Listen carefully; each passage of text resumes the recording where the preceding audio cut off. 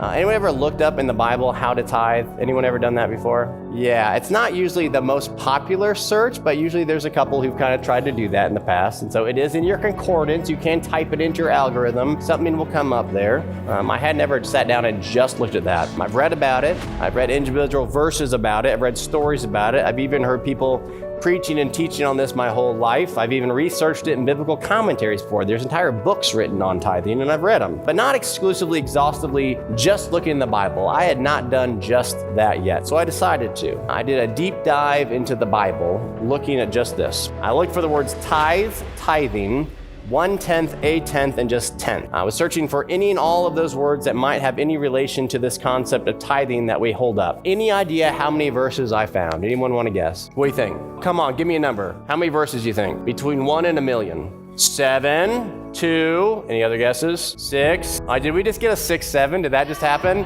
Did that just happen? Callie, well done. It's not 41 either. It's not 21. It's none of those.